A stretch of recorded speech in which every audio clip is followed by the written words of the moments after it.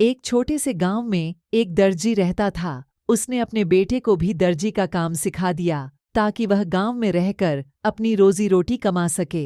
एक दिन सुबह सुबह दर्जी का लड़का अपनी दुकान में काम कर रहा था। तभी वहां एक मुरब्बा बेचने वाली आई और सड़क पर जोर जोर से आवाज लगाने लगी, मुरब्बा ले लो, बढ़िया ताज़ा मुरब्बा ले लो। दर्जी के लड़के ने जब वह आवाज सुनी तो याद आया कि उसने तो अभी तक सुबह का नाश्ता ही नहीं किया। जरूरी काम खत्म करने की वजह से उसे सुबह सुबह दुकान पर आना पड़ा था। उसे अपने थैले में रखी डबल रोटी की याद आई जो वह घर से चलते समय साथ लेकर आया था। उसने सोचा कि अब वह अपना नाश्ता ताज़ा और बढ़िया आंवले के मुरब्बे के साथ ही करेगा। मुरब्बा खाकर उसमें ताकत भी आएगी। इतना सोचकर उसने मुरब्बा बेचने वाली औरत को बुलाया। मुरब्बा बेचने वाली ने सोचा कि दर्जी का लड़का सुबह खूब सारा मुरब्बा खरीद लेगा, पर लड़के ने जब केवल 250 ग्राम मुरब्बा तौलने के लिए कहा तो उसे बहुत गुस्सा आया। मुरब्बा देकर और पैसे लेकर वह बड़बड़ाती हुई वहां से चल दी। दर्जी के लड़के ने मुरब्बा का एक आंवला निकालकर खा लिया और उसकी चाशनी डबल रोटी में लगा दी। खाने का सामान एक प्लेट में रखकर वह अपने काम में जुट गया। जब उसे अपने खाने का ध्यान आया तो उसने देखा कि उसकी सारी प्लेट पर ढेर सारी मक्खियाँ बैठी हैं। उसने मक्खियों को हाथ से उड़ाया, पर मक्खियाँ जरा सा उड़ी और फिर प्लेट पर धावा बोल देतीं। यह सब देखकर लड़के को बहुत गुस्सा आया। उसने अपने हाथ में लिए हुए सिलाई करने वाले कपड़े को अपनी प्लेट पर दे मारा।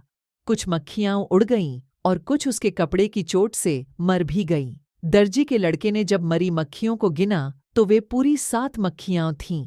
वह अपनी बहादुरी पर बहुत खुश हुआ। उसने सोचा कि वह कितना बहादुर है। उसने एक ही बार में 7 को मार डाला।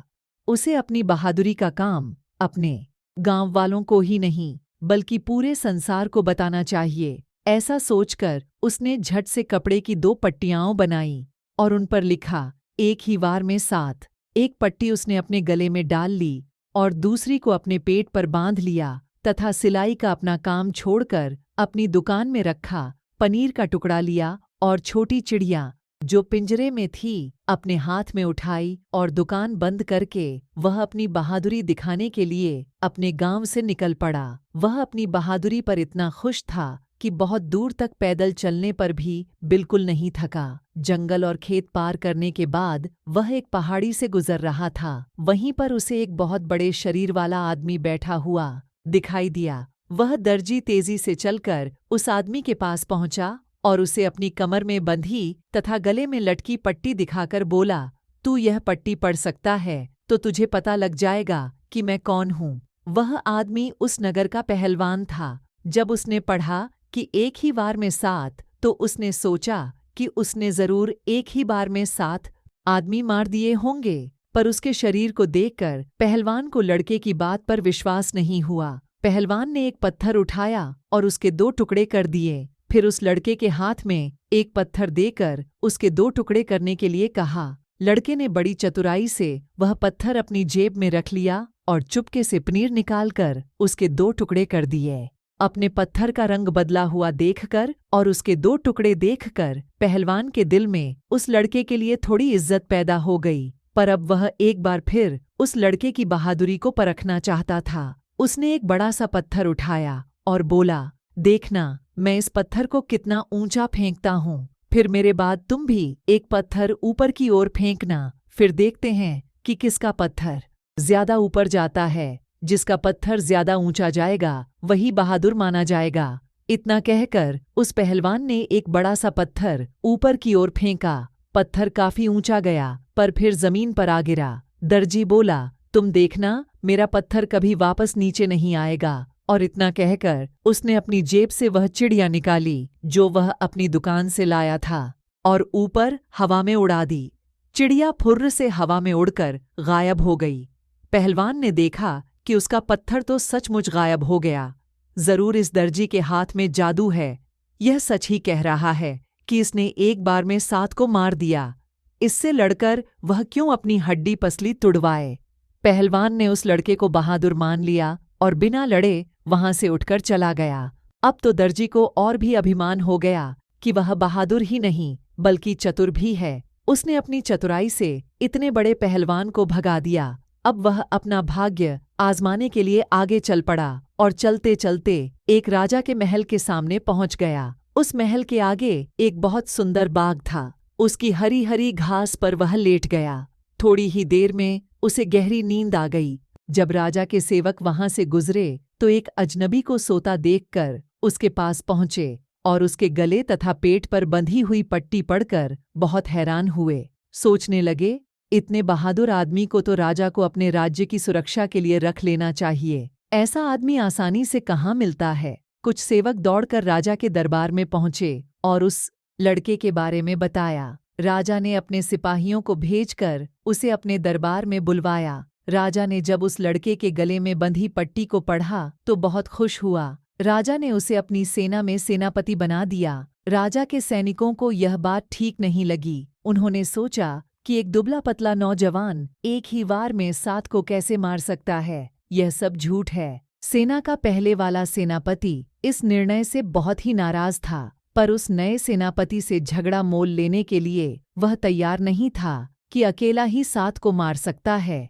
तो वह अकेले आदमी को यूं ही मसल कर रख देगा। उस सेनापति ने अपने सभी विश्वसनीय साथियों को बुलाया और उन सब से सलाह की कि नए सेनापति से कैसे छुटकारा पाया जाए। राजा की सेना के कुछ प्रमुख लोग राजा के पास पहुंचे और उन्हें अपनी नाराजगी बताई। राजा को यह जानकर बहुत दुख हुआ कि उसके पुराने विश्वसनीय सैनिक उस नए सेनापति के अधीन काम करना नहीं चाहते। इससे तो अच्छा है कि उस नए सेनापति को ही इस पद से हटा दे। पर उस दर्जी की बहादुरी के कारण राजा भी उससे दुश्मनी मोल नहीं लेना चाहता था। अपने दरबार के अन्य लोगों से सलाह ली और फिर अंत में उससे छुटकारा पाने की तरकीब निकाली। उसने नए सेनापति के पास संदेश भेजा कि वह सेनापति बनना चाहता है तो उसे अपनी बहादुरी की परीक्षा देनी होगी। इस समय उसके राज्य में 2 भयंकर राक्षस चारों ओर उत्पात मचा रहे हैं। आम जनता का जीवन दूभर हो गया है। अगर वह उन दोनों राक्षसों को मार दे तो उसका विवाह वह अपनी बेटी से कर देगा और साथ में उसे आधा राज्य भी मिलेगा। इन दोनों राक्षसों को मारने के लिए वह कुछ सिपाही भी अपने साथ ले जा। लड़का राजा की शर्त मान गया और बोला, मुझे सिपाहियों की कोई जरूरत नहीं है। मैं एक ही वार में 7 को खत्म कर सकता हूँ। वे तो केवल 2 ही हैं। इन 2 से मुझे कोई डर नहीं है। इतना कहकर वह तलवार लेकर राक्षसों को मारने के लिए निकल पड़ा। राजा ने कुछ सिपाही उसके पीछे भेज दिए, पर जब वह जंगल के पास पहुंचा तो उसने उन सिपाहियों को जंगल के बाहर रुकने का आदेश दिया और स्वयं जंगल में घुस गया। वहां उसने चारों तरफ देखा तो उसे एक विशाल पेड़ के नीचे 2 राक्षस सोते हुए दिखाई दिए। उन दोनों के खर्राटे इतने भयंकर थे कि आसपास के जानवर भी डर के मारे इधर-उधर भाग रहे थे। दर्जी को एक तरकीब सूझी। उसने कुछ मोटे मोटे पत्थर उठाकर अपनी जेबों में भर लिए और फिर उसी पेड़ पर चढ़ गया जिसके नीचे वे दोनों राक्षस सोए हुए थे। पेड़ पर चढ़ने के बाद इसने पहले एक राक्षस की छाती पर फिर दूसरे राक्षस की छाती पर पत्थर फेंकने शुरू कर दिए।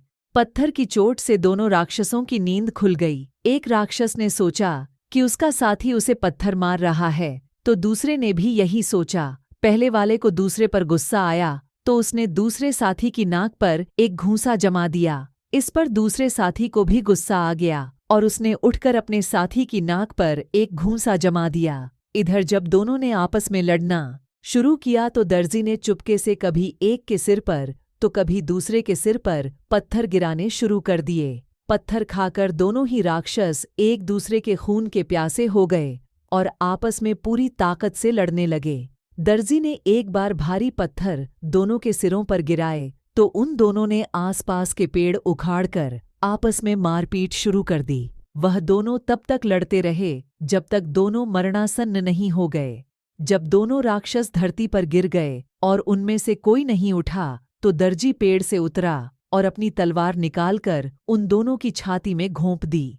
खून से लथपथ तलवार को लेकर वह राजा के सिपाहियों के पास जा पहुंचा और बोला, मैंने उन दोनों राक्षसों का काम तमाम कर दिया। उन दोनों ने पेड़ उखाड़कर मुझ पर हमले किए, पर उनकी मेरे आगे एक न चली, क्योंकि मैं तो एक साथ 7 का सफाया कर सकता हूँ। राजा के सिपाहियों ने सोचा कि यह कैसी लड़ाई थी। जिसमें इस लड़के को कहीं भी चोट नहीं लगी। उन सिपाहियों को उसकी बात पर विश्वास नहीं हुआ तो उन्होंने उन दोनों राक्षसों को देखने की अनुमति मांगी ताकि वे राजा को सच्ची बात बता सकें।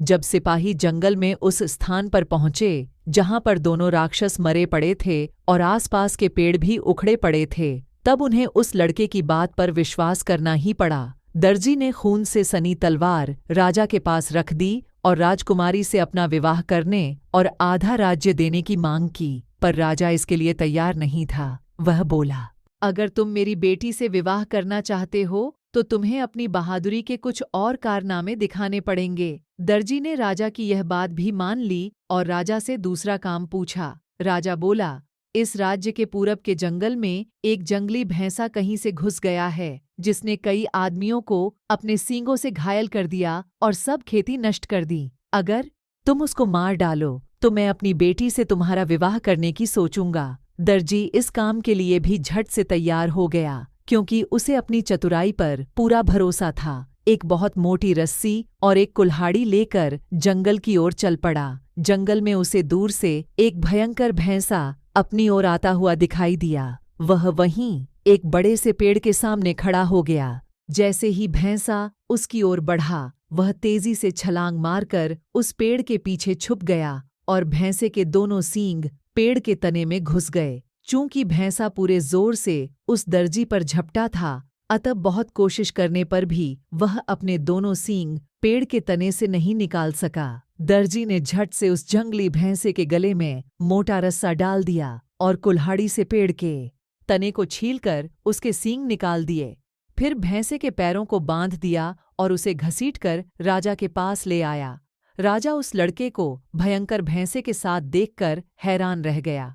उसे महसूस हुआ कि इस लड़के से पीछा छुड़ाना इतना आसान नहीं है।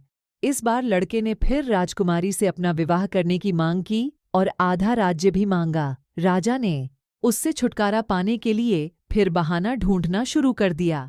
वह बोला, ठीक है, अभी एक काम और बाकी है। अगर तुम इसे पूरा कर दोगे तो मैं तुम्हारा विवाह अपनी बेटी से जरूर कर दूंगा और तुम्हें आधा राज्य भी दे दूंगा। लड़के ने उस राजा से काम पूछा तो राजा बोला, मेरे राज्य के पश्चिमी भाग में एक भयंकर जंगली सूअर रहता है। अगर तुम उस सूअर को मार डालोगे तो मैं तुम्हारा विवाह अपनी बेटी से अवश्य कर दूंगा। तुम इस काम के लिए कुछ शिकारी भी ले जा सकते हो। दर्जी ने कुछ शिकारी अपने साथ लिए और खुद एक तलवार लेकर जंगली सूअर को पकड़ने चल पड़ा। जंगल में घुसने से पहले उसने उन शिकारियों को जंगल के बाहर उसकी प्रतीक्षा करने के लिए कहा और खुद अपनी तलवार लेकर जंगल के अंदर चला गया।